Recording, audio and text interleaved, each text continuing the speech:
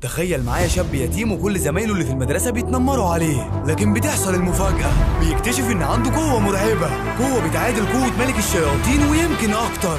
ركز بقى معايا في اللي جاي، اذكر الله في قلبك وما تنساش تصلي على النبي. اللهم صل وسلم وبارك على سيدنا محمد وعلى آله وصحبه أجمعين. بقالي كتير ما طلبتش منكم تفاعل على أي فيديو، وروني بقى هنوصل الفيديو ده لكام لايك. وما تنساش حساب الانستجرام بتاعي تحت في صندوق الوصف، مستنيك هناك، برد على كل اخواتي. بدايتنا النهارده مع شاب اسمه شو، واللي بيكون خارج مع اخته شياو عشان يفسحها في المهرجان، ورغم ان هي بتطلب منه طلبات كتيره وحاجات عاوزه تشتريها وهو معهوش فلوس، لكن بيوافق على كل طلباتها عشان ما يزعلهاش. وبعدها بيكون في عرض على المسرح واللي هيضربوا فيه الالعاب الناريه، وبتكون الدنيا زحمه جدا وما بيكونوش شايفين العرض هما الاتنين، لكن بيقرر شو انه يضحي بالعرض عشان خاطر اخته وشالها عشان هي تتفرج، مع انه هو اصلا مش شايف اي حاجه. وبتكون شياو فرحانه، لكن شو بيتعب من كتر ما هو شايلها، فبيقرر انه ينزلها ويقربوا من المسرح شويه. واول ما وصلوا بقوا قريبين جدا من الراجل اللي بيقدم العرض واللي بيكون بيعمل اشكال كتير من النار. وبيحس شو ان في حاجه غريبه، كانه اول مره يشوف عرض النار، وما بيكونش عارف يحدد اذا كان الشخص ده بيعمل الحركات دي كخدعه ولا سحر ولا دي اساسا قوه خارقه. والعرض بينتهي لما الالعاب الناريه بتضرب في الجو، وبيكون كل اللي موجود في المهرجان مبسوطين. لكن شياو وهي مروحه سالته هو الراجل ده عمل كده ازاي بالنار، فقال لها الحقيقه هو مش عارف هو عملها ازاي، فاقترحت عليه انهم يدخلوا الكواليس عشان يعرفوا، وممكن ده يكون سبب انهم يشتغلوا الشغلانه دي وساعتها هيكسبوا من وراها فلوس كتير. لكن شو قال لها لا، مستحيل يقولوا لنا على سر مهنتهم. لكنه رجع افتكر انه عاوز يعرف فعلا هم عملوها ازاي، لانه مش مقتنع ان دي خدعه. وفعلا بيدخلوا هم مستخبيين لحد ما بيوصلوا للكواليس، وهناك بيستخبوا ورا ترابيزه وبيكون في ناس كتير واقفه لحد ما واحد منهم بيطلع مسدس وبنشوفه بيضرب بيه واحد تاني. فساعتها الشو بتخاف وبتصرخ، وده اللي كشف مكانهم وسالهم واحد بتعملوا ايه هنا، فقالوا له انهم كانوا رايحين الحمام بس تاهوا، فقال لهم احنا شرطه والعمليه دي سريه، وقال لهم على مكان الحمام وخلاهم يمشوا. لكن شو بينه وبين نفسه عارف انهم اكيد بيضحكوا عليه وانهم مش شرطه اساسا. واول ما خرجوا من الكواليس بيقابلهم واحد اسمه زيوي وبيسالهم انتوا شفتوا ايه في الكواليس، لكن مرضيش شو يرد عليه وخد اخته ومشي، وبيتكلموا مع بعض وهم ماشيين. وهنا بنعرف ان شو وشياو مش اخوات من الدم، لكن كانوا عايشين مع بعض في دار الايتام، وبيعدوا على واحده اسمها العمه لين وبيطمنوا عليها، وبتكون قاعده قدام البيت بتعمل دواء اعشاب لجوزها واللي اسمه السيد لي واللي شكله تعبان شويه. وبعد ما بتروح شياو بتقعد تتفرج على التلفزيون وبتسمع في الاخبار ان في طفل عنده 3 سنوات قدر انه يخرج ليزر ازرق من عينه، وست عجوزه عندها 70 سنه اختفت من العدم وظهرت في مكان تاني. وساعتها شو بيحاول يحضر لها العشاء، لكنها كانت طالبه انها تاكل اندومي، لكنه رفض وضربها بالسلسله بتاعته، فعملت نفسها بتعيط لحد ما قال لها خلاص هروح اجيب لك. ولما خرج بيفتكر ايام ما كانوا هما الاتنين في دار الايتام، وكان في دايما 3 من زمايله بيضربوه، وكانت هي الوحيده اللي بتفضل واقفه جنبه رغم صغر سنها. واثناء ما هو ماشي في الطريق بتيجي عربيه تريلا ضخمه وبتخبطه وبيقع على الارض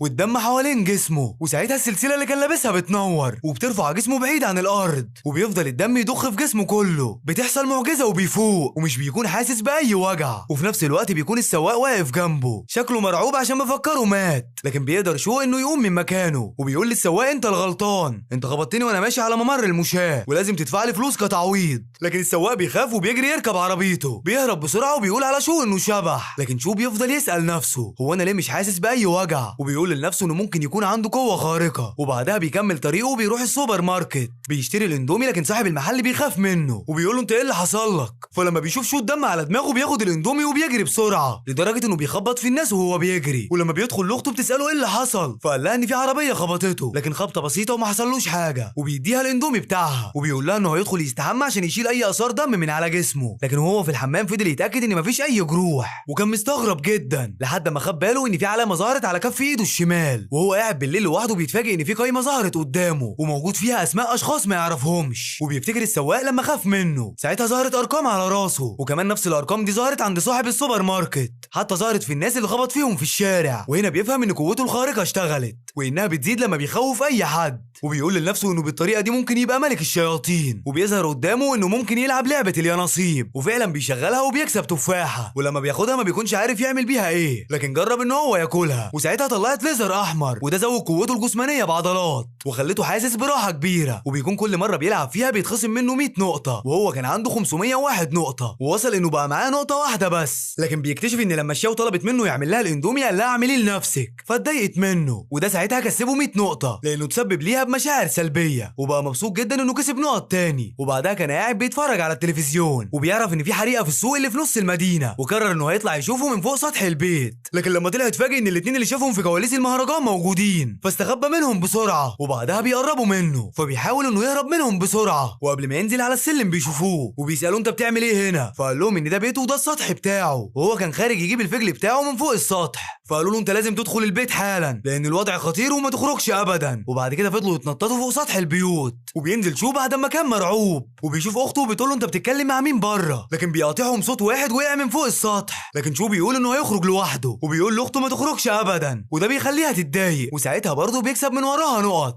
لكن بعد لحظه بيشوفها خارجه وراه، وبعدها بيفكر شو ان الراجل اللي وقع ده هو نفس الراجل اللي عمل الحريقه اللي كانت في السوق، واكيد كان بيهرب من الشرطه ووقع هنا. لكن شو بياخد باله ان هو عامل نفسه مغمى عليه، فبيقرر ان هو يضايقه عشان يكسب من وراه نقط، وفضل يقول له انهم مش هيساعدوه. وبعدها بيقرر ان هو يفوق لوحده، وساعتها بيطلب ميه، فجاب له شو شويه تلج وقال له كل دول احسن، فاتضايق اكتر وقرر ان هو يقوم. لكن شو بيزقه على الارض مره تانية، لكن فجاه بيمسك ايد شو وبيطلع من ايده نار، لكن النار دي كل شويه بتطفي، وكل ما هو بيتضايق شو بياخد نقط اكتر، لحد ما في الاخر قال لهم ان اسمه ليانج، وانه كان بس بيهزر معاهم وعاوز يمشي. فشو قال له خلاص روح وخلي بالك من الطريق وانت ماشي. وبعدها بيدخل شو الاوضه وبيقرر انه يشتري بالنقاط اللي كسبها فاكهه سحريه، ولما بياكلها بيحس انه كان طاير في الفضاء، وانه شايف دوران الارض حوالين الشمس. وبيخرج من الاوضه وبيشوف تليفون شياو، وبيكلم زمايله اللي بيكونوا بيتناقشوا عن الحريق اللي حصل في المدينه، فخد التليفون وبدا يكتب لهم رسائل تضايقهم. واضح كده ان النقط عملت له وسواس في دماغه، وبعدها قرر انه يروح السوق قبل ما يروح المدرسه، وده عشان يبيع البيض اللي معاهم عشان يقدر يوفر مصاريف المدرسه، وبتكون كل حاجه ماشيه تمام، لحد ما زمايله في المدرسه عدوا عليه وبداوا يتريقوا عليه، لكنه رد عليهم بهدوء، وده اللي ضايقهم جدا وكسب من وراهم نقط،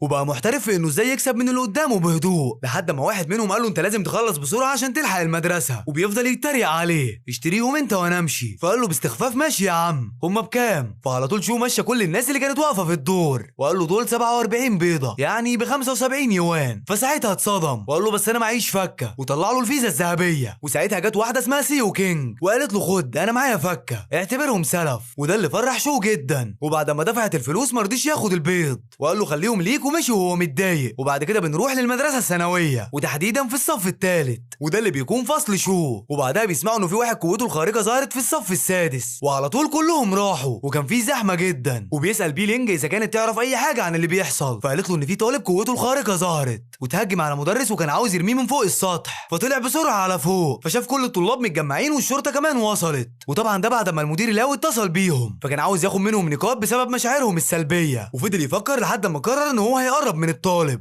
وقال له انت هتتسجن بسبب القانون بتاع الاعتداء العمد. وفضل يوتره لحد ما الشرطه هجمت عليه وقبضوا عليه، والحمد لله انقذ المدرس. وفي اللحظه دي راحت له بيلونج وقالت له ان هي ما كانتش عارفه ان هو شجاع كده في المواقف الصعبه. وقبل ما يمشي من المدرسه بيشوف مجموعه من الدكاتره جايين عشان ياخدوا منهم عينات الدم، وده عشان يكشفوا عدد الناس اللي قدراتهم الخارقه صحيت. وبعدها وهو مروح بيقابل نفس الشخص اللي قابله وهو خارج من كواليس المهرجان، وطلع بيكون عارف العامه. ولما بيروح بيلاقي ان اخته تعبانه وعندها حمى، فبيبدا ينيمها على السرير وبيراعيها. لكن هنا بتجيله فكره عبقريه وبيخرج بره الاوضه وبيستخدم قوته وبيلعب لعبه الحظ، وده عشان يجيب فاكهه سحريه، ولما بيروح يديها منها بتخف في نفس اللحظه. ولما بيرجع المدرسه بيظهر المدير وبيقول لهم ان هم عملوا فصل اسمه فصل النشاط، وده اللي هيكون خاص بالطلبه المتميزين وتحديدا اللي عندهم قدرات خارقه، وبيعرفهم على المدرس الجديد شيفن، واللي قال لهم اللي هيسمع اسمه يقوم يقف. وساعتها كل الفصل بيتفاجئ لانهم بيسمعوا اسم شو من ضمن الناس اللي عندهم قدرات خارقه. وبعدها بنروح لمكان غريب وسط الجبال، وبيكون في معركه بين مجموعه اشخاص،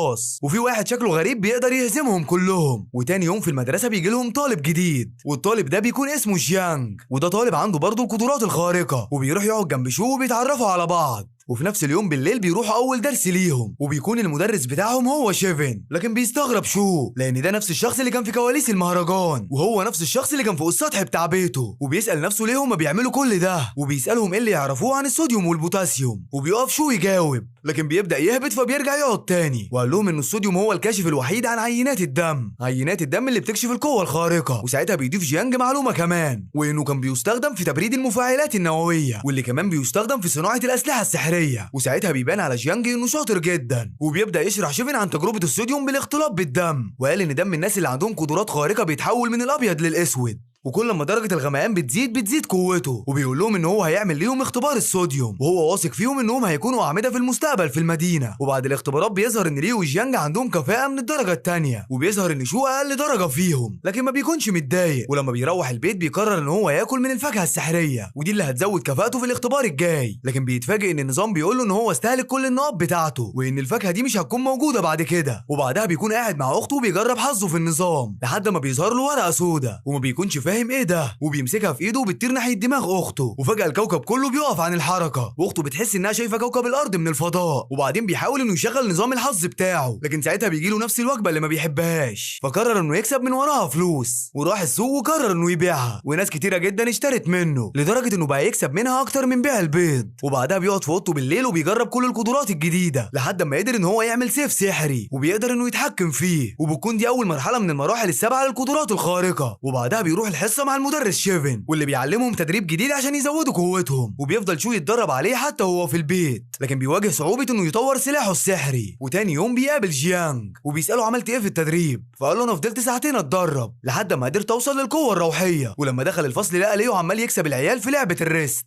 ولما نده عليه عشان يلعبوا قدر شو انه يكسبوا بسهوله، وقال له انا بقيت قوي بسببك، وبيقول له كده عشان يضايقه. وهم بيتغدوا جيانج عرف ان شو قدر يكسب ليو، وده معناه ان قوته زادت، وقال له انت لازم تقول للمدرس شيفن علشان ده هيزودك احجار روحيه. وبيعرف من جيانج ان المدرس شيفن ضمن فريق شبكه الارض، وقال له ان في كمان فريق اسمه شبكه السماء، ودول اكتر قوه واغلبيتهم رؤساء اقوياء جدا. واثناء ما هو قاعد بالليل بيسمع صوت، ولما بيبص من الشباك بيلاقي مجموعه اشخاص شكلهم غريب، ومنهم نفس الشخص اللي كان بيحارب بين الجبال، واللي بيكون اسمه ني تينغ، واللي بيكون رايح لجاره السيد لي، واللي بيكون واحد من المنظمين في شبكه السماء، وبيقول له ان في مكان لشخص جديد في الشبكه، ولازم نشوف واحد يكون قد الثقه دي، احنا عاوزين نحقق السلام في العالم. لكن بيكون في خلاف بينهم، وبيقول ني تينغ ان المؤسسه مش هتوافق على حد غيره في الرئاسه، واتمنى ما يكونوش اعداء، وسابه ومشي. وبيكون شو مراقبهم وسمع كل حاجه، لكن ني تينغ شافه وهو واقف في الشباك، لكن ما اهتمش ومشي. وتاني يوم بيخرج شو من البيت، وقرر انه عاوز يخلي السيد لي يعلمه ازاي يحارب بالسيف. ولما وافق نده على شياو وقال لها انت من النهارده هتتعلمي مع العم لي. ويا ترى شو هيوصل لايه بعد ما يزود قوته؟ هل فعلا هيقدر يوصل لقوه ملك الشياطين؟ متحمس جدا عشان عاوز اعرف ايه اللي هيحصل، واكيد انت متحمس زيي، فيلا انت مستني ايه؟ انزل تحت اتاكد انك مشترك في القناه، وتاكد كمان انك مفعل زر الاشعارات، وده عشان تكون اول واحد يشوف اي فيديو جديد ينزل على القناه ان شاء الله. وطبعا مش هننسى اهم حاجه، اذكر الله وصلي على النبي، اللهم صل وسلم وبارك على سيدنا محمد وعلى اله وصحبه اجمعين. ودلوقتي هسيبك مع حاجه مختصره عن الانميات اللي نزلناها على القناه، صدقني لو طلعت ما شفتهمش انت فايتك كتير. بنرجع لقصتنا مره تانية، وبيكون لانس قدر يفوز على وارث مادل، وكمان ماش قدروا انه يفوز على ابيس ريزرو. وحاليا هتبدا معركه دوت وفين، واللي بيكونوا في مواجهه لاف كيوت ومايلو، وفي نفس الوقت بيكون في شخص معاه خريطه، وقدروا انه يوصل للبوابه اللي بتنزل للحلبه اللي تحت. وبيقول مايلو لاف انه هيسيب لها المعركه دي، ودي بتكون اهانه لدوت وفين، لكن لاف فضلت تسالهم اذا كانوا شايفينها بنت لطيفه ولا لا، فقال لها دوت انه مش هيتكلم عنها لانه لسه عارفها، وكمان عشان بيحب واحده تانية. وفي اللحظه دي اتضايقت لاف وبدات تهاجمهم بالسحر بتاعها، وبتوقع دوت على الارض،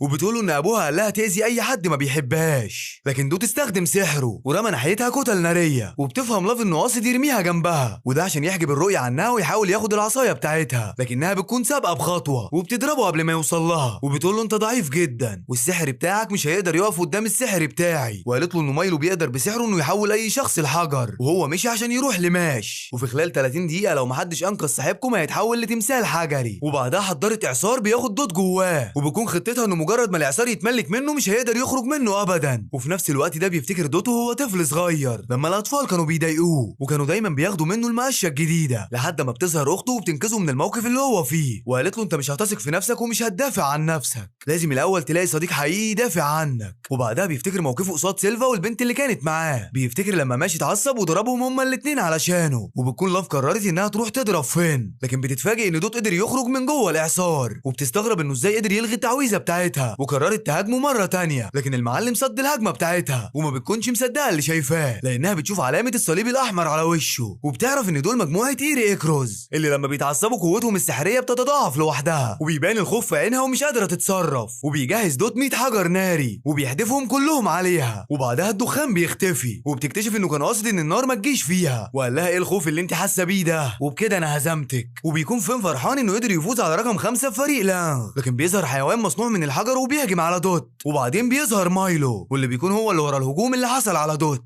وقال للاف اني اكيد ما كنتش هسيبك تواجهي 2 لوحدك، ورجعت عشان انقذك. وقبل ما يهجم على دوت بيظهر سيف بسرعه كبيره بيخبطه وبيوقعه على الارض، وبعدها بيدخل عليهم راين ايمس واللي بيكون مستنير السماء الطالب المتفوق من فريق ادلر، وبيحاول مايلو انه يتكلم معاه ويبرر اللي هو عمله، لكن راين ما سمعش كلامه وبدا يهاجمه باكتر من 100 سيف، وبعدها فضل يضربه برجله.